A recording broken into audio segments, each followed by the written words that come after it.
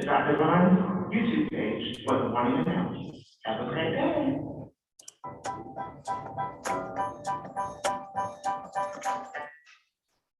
Happy Chinese New Year. There's so much to see and do. Say goodbye to the old and welcome in the new. When does the spring festival take place? Well, the date doesn't stay the same. The lunar calendar has a different pace. It means CMY is open to change. Falls between January the 21st and the 21st of February. When you see the new moon, CMY is coming soon, and you know that it's time to party. To get things started, make some room, cause CNY starts off with a broom. Tradition says that sweeping will get rid of bad luck and bring good fortune with the brand new moon. Happy Chinese New Year. Look at the red and gold decorations. Red for happiness, gold for wealth, for the CNY celebrations. What about the animals in the decor? Well, this is what the lunar calendar is for. You see, it's made up of cycles that last 12 years.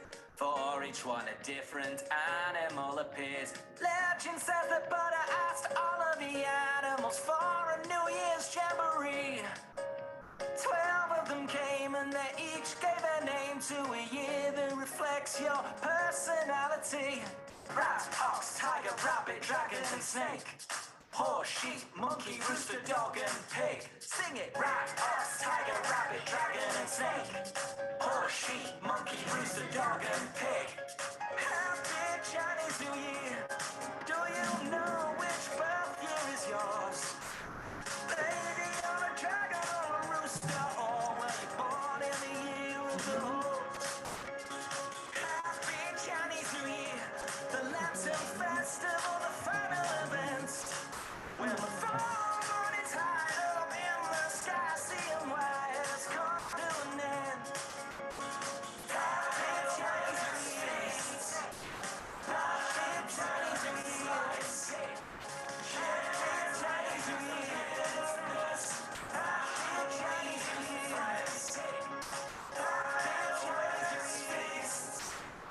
Lanterns, lights, share.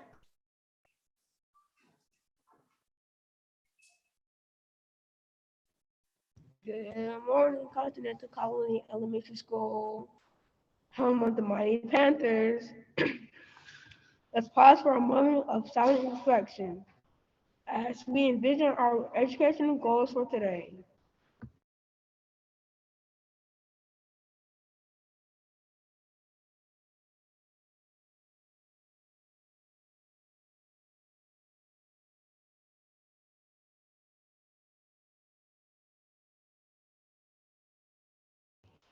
Please stand for our Pledge of Allegiance.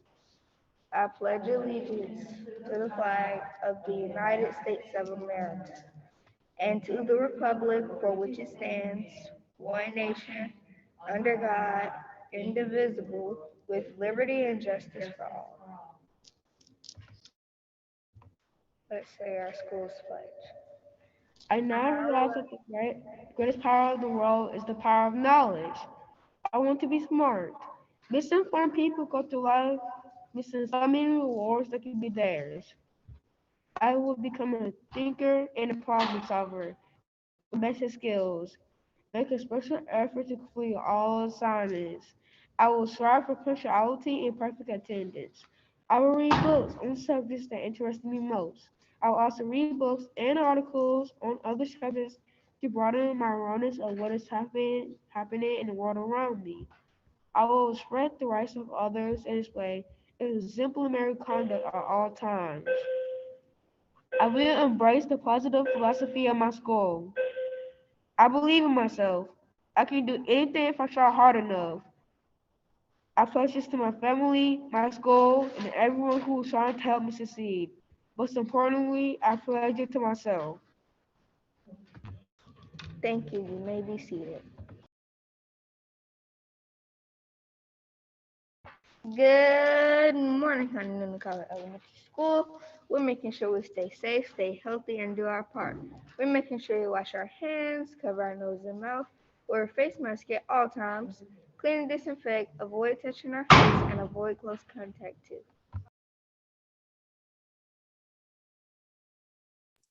Good morning, Continental Colony. We're also ensuring that we wear our face masks at all times. And if you have not signed up for consent to get tested on Tuesdays and Fridays, you can find the consent form in Class Dojo. Also, this Friday at Washington High School, you can participate in the vaccination event at the basketball game, and next Friday at Carver Early College. A few reminders. Yesterday, we should see all of those wonderful informational and reading strategy bulletin boards. So please make sure your bulletin board have been switched out. Boys and girls, please be respectful and do not touch other people's work that's on the board. They've worked very hard to put up those boards and complete those assignments. So please be respectful. This is all of our buildings by not touching or leaning on the bulletin boards. Also, take attendance by 8 o'clock. Email any absent excuses to Ms. Cotwell. Any change of transportation must be in writing. And this Friday, our Helen Ruffin Reading Bowl team will participate in the Helen Ruffin Reading Bowl. So pause up, and when you see them, give them some encouragement. Guess what, boys and girls? Today is our virtual house celebration. We will have a virtual house celebration because it's a little cold to go outside, but we will have our virtual house celebration. Who will take it away? Will it be House of Knowledge? House of Principal? What about those communicators? What about those risk takers, those thinkers and inquirers? We shall see. It is B week and today is Wednesday. We are at Hump Day and we are focused on reading this morning. So please make sure you are working independently on iRead, Read 180, and System 44. If you are not meeting with your teacher, if you're not on one of those platforms, make sure you are reading your AR book and taking AR tests. All right, we started the day off with our video of the Chinese New Year. Remember, yesterday was the first day and it goes for 15 days. So what will you do in this new year? Yesterday, the question was, who was the first Black woman in space? And we had several students reach out. So pause up to Jada Boyd in 5th grade, Leah Lewis in 5th grade, Chad Berry in 3rd grade, Jordan Jones in 3rd grade, Alana King in 3rd grade, Robert Stone in 3rd grade, and Dylan Jackson in 3rd grade. Pause up for getting the right answer. You may come to the media center immediately following announcements for your special treat. So I have a new question today, but let's find out a little more about Mae Jemison.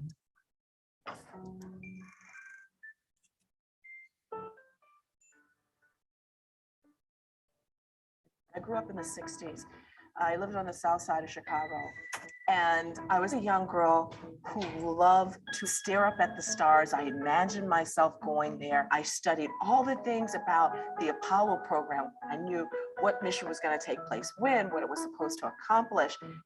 I decided to go to medical school because I wanted to do something called biomedical engineering. While I was in medical school, I had the opportunity to go and work at a Cambodian refugee camp. I went on a study group in Cuba. I worked with the flying doctors in East Africa, but I still wanted to go into space. So I applied, picked up the phone. I called down the Johnson Space Center. I said, I would like an application to be an astronaut. They didn't laugh. I turned in the application. There may be a certain naivete when I say, when I applied to the astronaut program, I didn't even think about the fact of whether I would be the first African-American woman in space or anything like that. It didn't even cross my, I wanted to go into space. I couldn't have cared if there had been 1,000 people in space before me or whether there had been none. I wanted to go.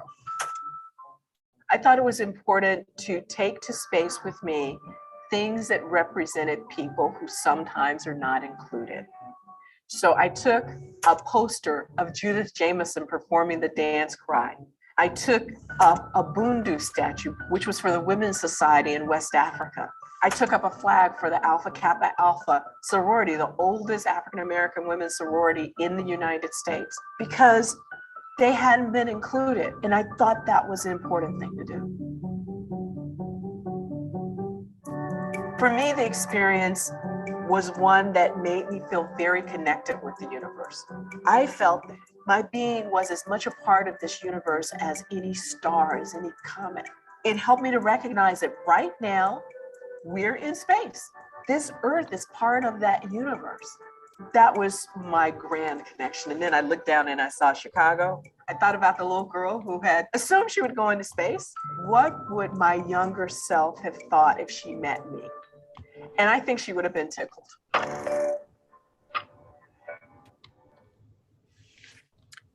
You can do whatever you set out to do. So our question for today is, what is the name of a famous fighter often spoken about in African stories? So again, what is the name of a famous fighter that is often talked about in African stories? So if you know, let your teacher know and they can email me and we'll see who the winner is for tomorrow.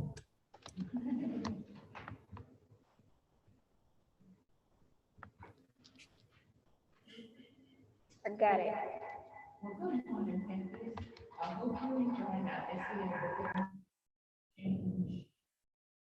Saints. A children's book written by Amanda Gorman. Let's sit back and relax as we conclude the reading of our poem. I talk not only of distances from where and how we came, I also walk out differences to show we are the same. I'm a movement that roars and springs. There's a wave where my change sings. Change sings? Where? There, inside of me, because I am the change that I want to see. As it grows like a seed, I am just what the world needs. I'm the voice where freedom rings, where you're the love your bright heart brings. We are the wave starting to spring, for we are the change we sing.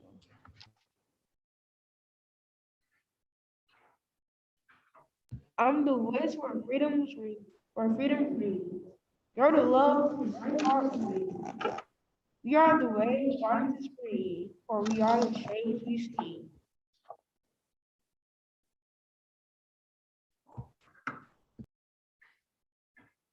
We're what the world is becoming, and we doing what we want. We all embrace strumming. Won't you sing along? Panthers, I really enjoyed this SEL Book of the Month. I hope that you will take time and discuss the very important topic of change in your community gatherings. And as always, have a most